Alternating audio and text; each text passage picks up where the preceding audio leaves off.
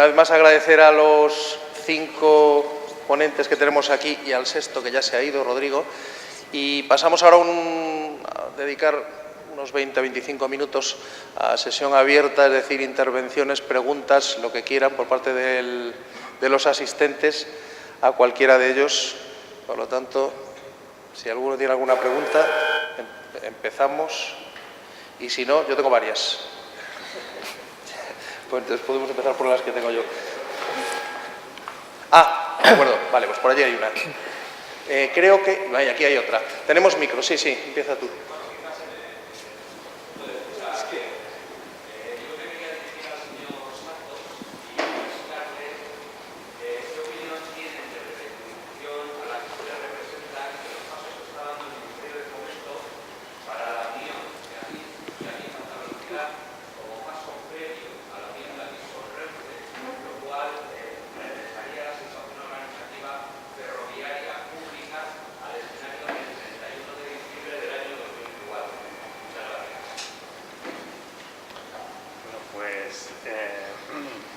Yo creo que hay que diferenciar entre ADIF y ADIF alta velocidad. Realmente esa separación no se produjo hace tanto y mantendría la separación que ahora mismo tenemos estructural entre la operación de los servicios y la administración de las infraestructuras, con lo cual yo creo que eso es un debate que es diferente.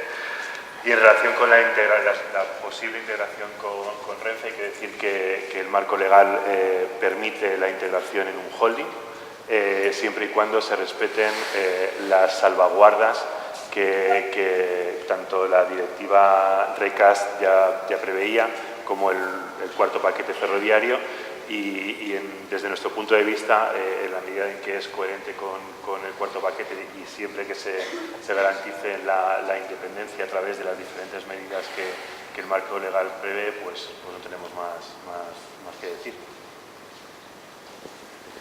Otra pregunta por aquí. Si se presentan, yo creo que para los ponentes va a ser más, más confortable. Vale. Sí, Daniel Freire, de la Dirección de Estrategia de Renfe. Y mi pregunta va también para Iván. Es en relación a lo que decías, que la cuota de mercado del ferrocarril, la estabilidad, está relacionada con la no liberalización. Aunque estoy de acuerdo en que probablemente la liberalización pueda estimular el mercado, ¿estáis también mirando otros elementos que afectan a la situación del ferrocarril, no desde la competencia intermodal, sino la intramodal, sino la intermodal? Es decir, la falta de un equilibrio competitivo con otros modos y también las diferencias que hay en otros países. Por ejemplo, apuntabas el caso de Italia, y en Italia, por ejemplo, tienen unos peajes mucho más altos que los que tenemos aquí en España, o también tiene un precio de la gasolina más alto. Y por eso, si se va a trabajar también en ello para conseguir estimular el ferrocarril, no centrándonos solamente en esto de la competencia entre nosotros, cuando frente a otros sectores que han sido liberalizados, como puede ser las telecomunicaciones, pues ahí la competencia que era el telegrama, la carta, o sea que realmente es muy diferente a la liberalización del sector ferroviario. Gracias. Bueno, yo lo que venía a decir en esa diapositiva es que la experiencia de otros países es que ante la entrada de un competidor lo que se ha observado es un incremento del tráfico importante.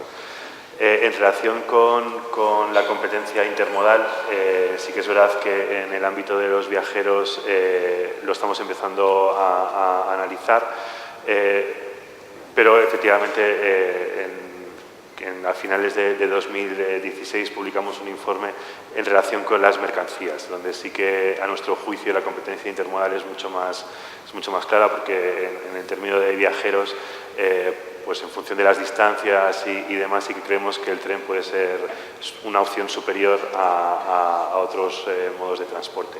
Pero efectivamente sí que en términos de intermodalidad estamos analizando pues el diferente tratamiento que tiene la carretera, Y de hecho en nuestra subdirección, en nuestra dirección también compartimos con la subdirección de tarifas aeroportuarias y es algo que analizamos conjuntamente porque efectivamente la carretera tiene un tratamiento, el sector aéreo tiene otro que es muy diferente y efectivamente hay que ver cómo todo ello se coordina.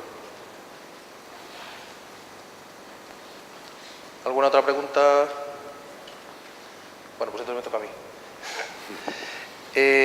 Hay un par de factores comunes que, aunque la temática de cada uno de los ponentes ha sido diferente, pero sí esto ha sobrevolado sobre al menos las 5 de los que estáis aquí. 1, barreras de entrada y 2, medidas para minimizar esas barreras de entrada, que no os han dicho, pero sí que es necesario. Entonces yo os pediría a cada uno de vosotros, pero como reflexión breve, ¿qué medidas propondríais para minimizar las barreras de entrada? Y se ha hablado de 2, unas relativas a infraestructura, que también afectan al material rodante, y otras relativas a material rodante, que sí se ha hablado de ellas. Y en cuanto a medidas para mitigar esos efectos, digamos, limitantes que tenemos ahora mismo en la red española, ¿qué se os ocurre que se podría proponer o por dónde se podría ir? Y luego una segunda que engancha, que también es una medida limitante de cara a la liberalización de servicios comerciales, que apuntaba Pepe en su presentación, es la limitación en la capacidad de la red, que ahora mismo está identificada como fundamentalmente limitación en las estaciones. Y, bueno, y eso, ¿cómo se os ocurre que se puede, de una manera quizás rápida y efectiva, también minimizar ese efecto limitante? Rápida y efectiva parece que no es por ampliar la infraestructura, sobre todo en algunos sitios porque no es posible, sino por de qué manera se podría hacer y por el orden que queráis. Si quieres, Berta, empieza tú, por esto de que estás al lado del calefactor. Bueno, yo a la primera pregunta yo creo que las barreras de entrada en cuanto afecta a tecnología, precisamente Shift2Rail lo que busca es estandarizar, tener en un ámbito colaborativo cada vez más transparentados los requerimientos y los alcances funcionales, y lo que verdaderamente tiene que facilitarse es que exista una verdadera competencia de fabricantes a la hora de poder optar a los concursos que van a permitir que todos tengamos referencias comerciales que poner en valor a la hora de un concurso para reducir precisamente los costes. Yo creo que en términos de tecnología, todo lo demás va a hacer que de por sí los avances, la tecnología va a hacer que se reduzcan mucho los costes se usan costes de desarrollo, costes de mantenibilidad y evolución, y eso yo creo que por sí solo va a ayudar, ¿no? Y en cuanto a la segunda, pues yo creo que a mí ya no me corresponde contestarla. Sí, en cuanto a las barreras de entrada, que siempre han existido y todavía existen, yo creo que hay dos digamos, hitos. Uno es el que exista un regulador con competencias suficientes. Yo creo que la CNMC en los últimos 2 años, por centrarlo un poco, está haciendo un papel muy relevante porque además tiene un protagonismo y una autoridad que antes no tenía. O sea, yo creo que la primera crítica que hubo con la primera ley del sector ferroviario es que no había un regulador como tal, y el Comité de Regulación Ferroviaria, el pobrecito era muy pequeño y muy modesto, pero intentó lo que pudo, ¿no? Ahora yo creo que que se respete ese regulador con esos poderes suficientes, con esa autoridad y esa capacidad de revisión de decisiones, creo que eso es fundamental. Otra cuestión, porque es que barreras de entrada hay muchas, y muchas son, no son legales, muchas son de simplemente el sistema organizativo empresarial público, ¿no?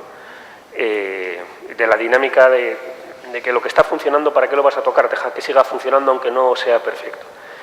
Yo personalmente creo que el actual modelo institucional de separación ADIF-Renfe creo que es bueno. Es verdad, como ha dicho Iván, que es perfectamente posible, conforme al cuarto paquete ferroviario, proceder a una integración sistema holding. Yo creo que lo que sea una cosa es que algo sea legal y otra cosa es que sus efectos luego no sean los queridos. Yo creo que el sistema actual es bueno y debería mantenerse, pero bueno, esto es una opinión profesional. Y en cuanto a la segunda parte, que era el tema de cómo superar los cuellos de botella o la falta de capacidad, eso ya es más materia propia de ingenieros que de juristas, ¿no? Los juristas podemos buscar pues no sé, un sistema competitivo para a lo mejor hacer unos cronogramas, unos calendarios para pujar por los tramos más interesantes, no lo sé, eso quizá mejor mi compañero Daif nos puede aportar alguna idea. Sí, en relación con las barreras a entrada es evidente que entrar al sector ferroviario pues requiere de un músculo financiero y lógicamente pues es muy difícil que pretender que no haya barreras en la entrada a estos mercados.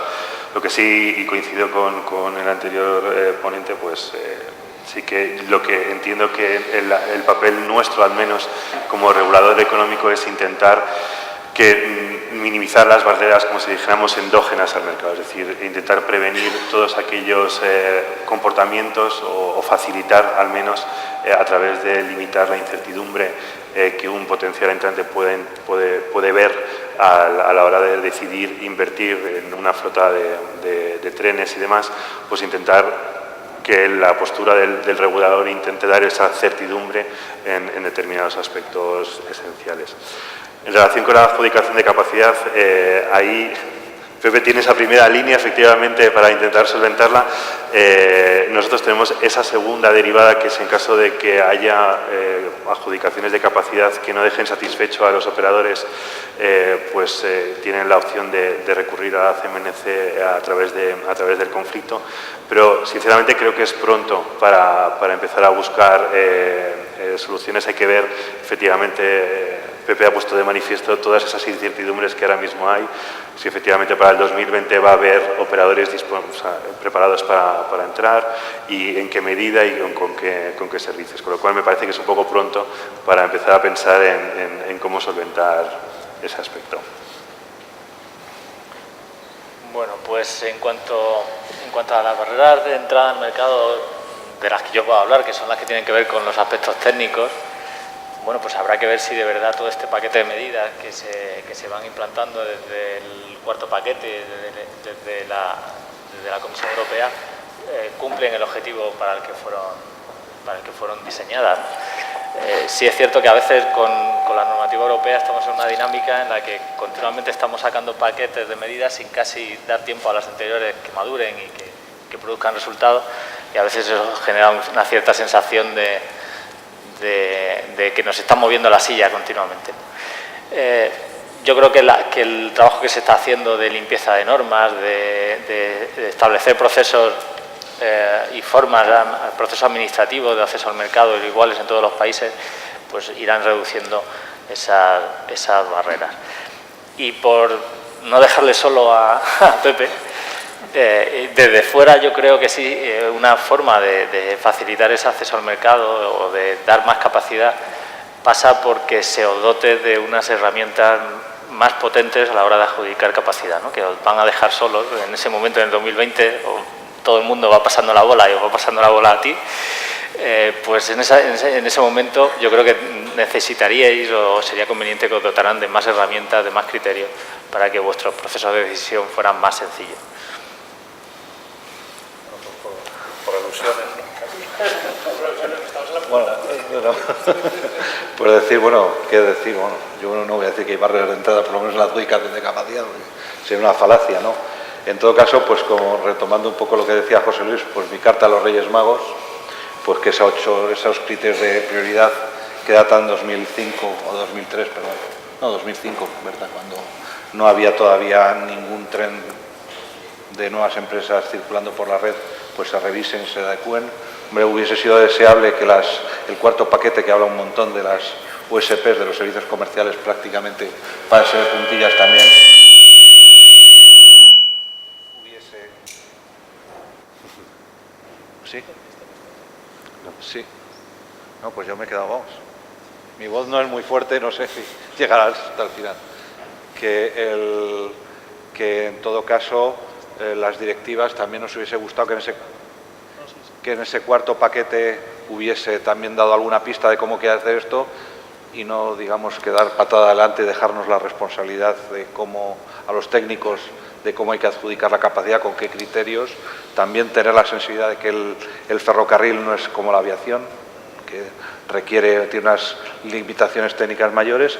Y en cuanto a los cuellos de botella, pues yo creo que lo he dejado ahí un poco apuntado. Yo creo que, bueno, en Chamartín, así como Puerta Atocha no tiene grandes posibilidades de crecimiento, sí que Chamartín tiene buenas posibilidades, con lo cual yo creo que los crecimientos en el futuro con el nuevo túnel de Serrano tendrán que ir allí.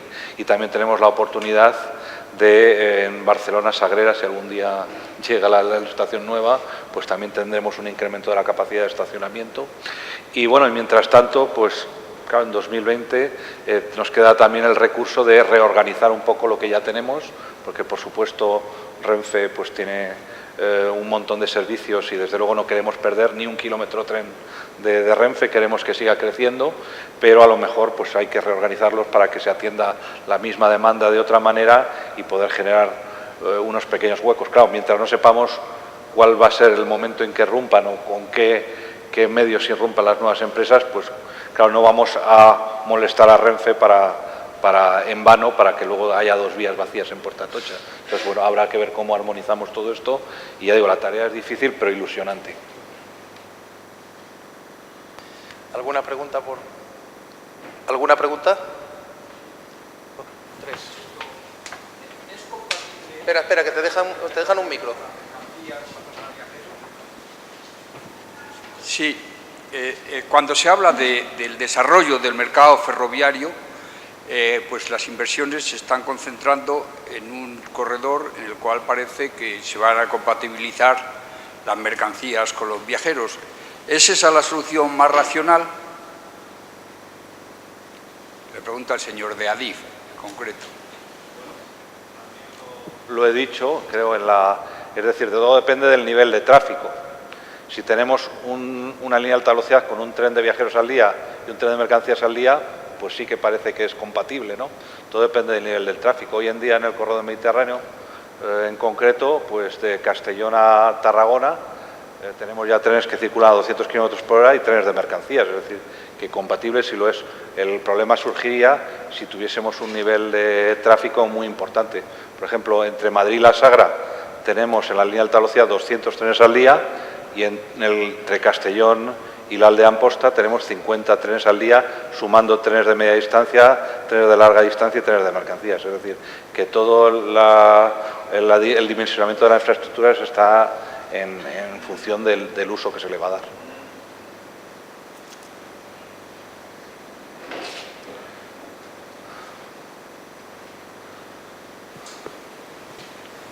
Sí, buenos días.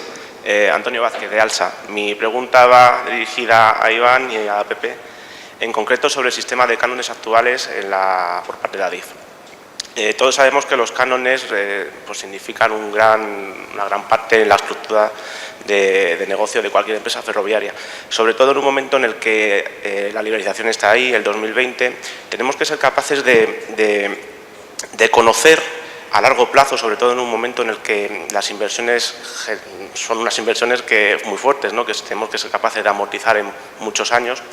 ¿Cuál es realmente o cuál se considera que debe ser la manera de dar a conocer a los operadores, a las empresas, de cuál va a ser realmente la aportación por parte de las empresas hacia la ADIF en el tema de cánones a largo plazo? Bueno, simplemente eso por un lado.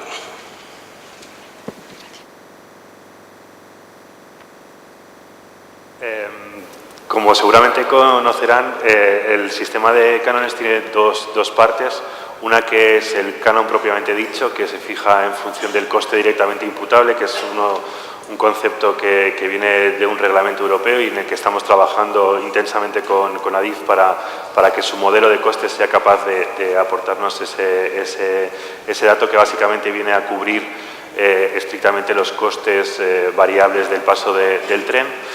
Y adicionalmente a eso, siempre que el mercado lo pueda aceptar, se impone un recargo. Así las cosas, lo que estamos intentando trabajar con ADIF es un sistema más o menos estable, sobre todo para la primera parte. Y ahí, por ejemplo, en Italia y en Alemania tenemos sistemas de cánones fijados a 5 años, que entiendo que es uno de los objetivos que deberíamos de buscar. El problema que tenemos es que la ley del sector ferroviario impone que los cánones ferroviarios se aprueben vía presupuestos generales del Estado, con lo cual un plan de varios años con un sistema de aprobación que se hace anualmente, pues la verdad es que casa mal.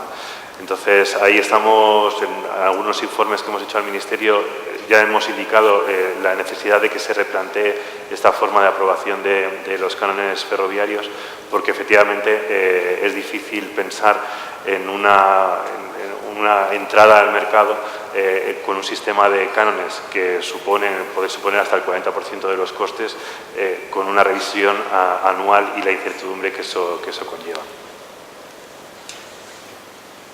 Sí, por seguir un poco la mesa.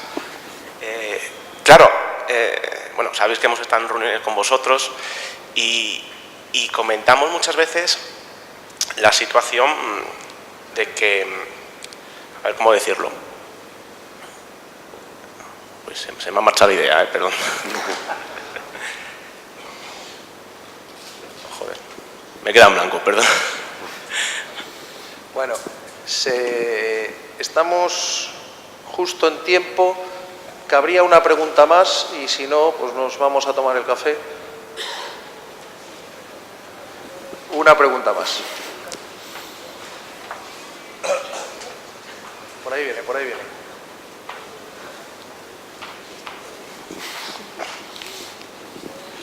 Pues en relación a lo que decía antes y esto que decías de los cánones en función de la capacidad de pago, ¿se va a hacer algo entonces para mantener el nivel competitivo? Es decir, pues por ejemplo, incrementar las tasas aeroportuarias, las mismas relaciones, o en establecer peajes mayores en esas mismas relaciones para asegurarse que no salga perjudicado el ferrocarril frente a otros modos de transporte si se establecen estos cánones en función de la capacidad de pago.